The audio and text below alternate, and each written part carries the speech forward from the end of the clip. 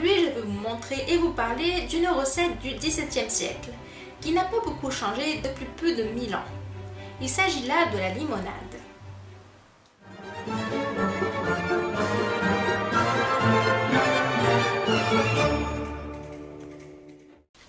Cette recette de limonade a été inventée en 1667 par François-Pierre de la Varenne. C'est une recette qui se rapproche le plus de la recette que l'on connaît aujourd'hui.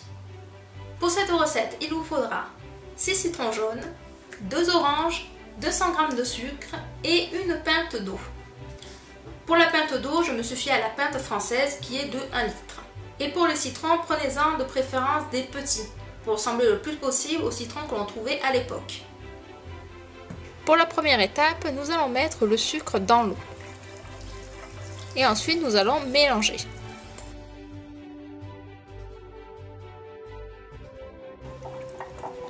Une fois ceci fait, nous allons couper les citrons et les presser.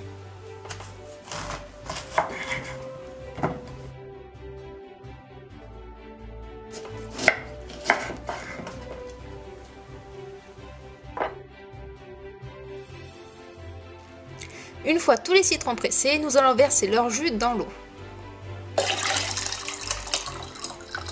Ne vous débarrassez pas des peaux des agrumes tout de suite car nous allons en avoir besoin pour une prochaine étape.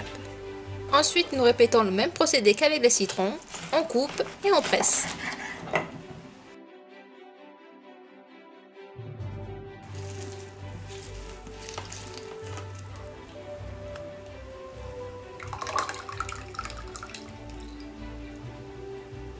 Pour cette étape, il nous faudra la moitié d'une orange et d'un citron. Et nous allons récupérer uniquement le zeste.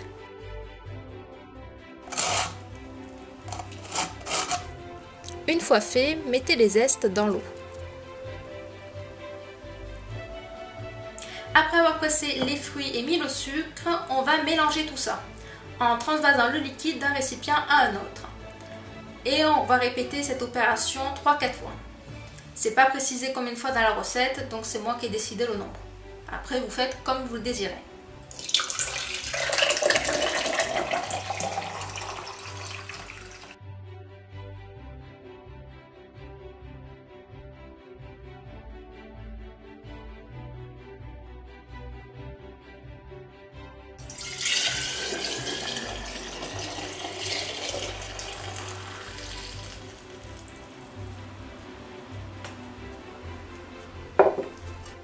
Pour filtrer la limonade, dans la recette il est dit qu'il faut un chiffon blanc.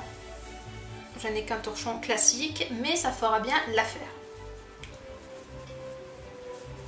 Petit conseil, ne pliez pas votre torchon en deux. Sinon vous allez mettre beaucoup plus de temps à filtrer votre concoction.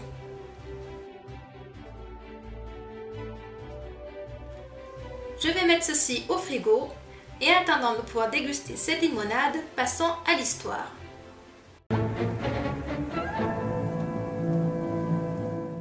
La plus ancienne référence écrite sur le limon se trouve dans un livre de l'agriculture arabe du Xe siècle.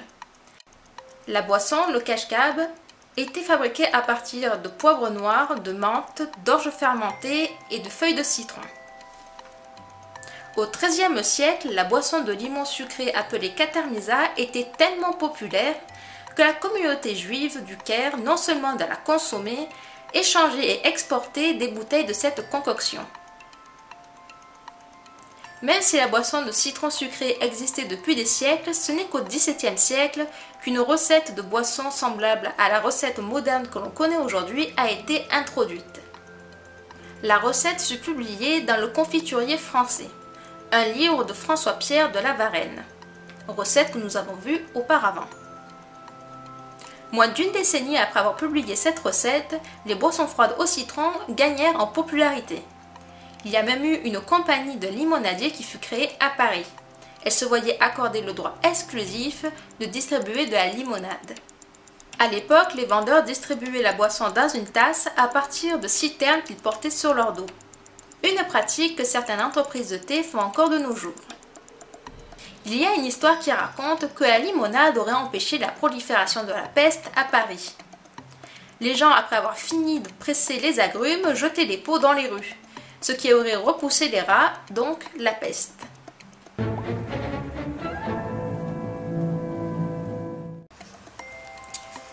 Je comprends que ça ait fait un carton à l'époque. C'est hyper bon. C'est doux.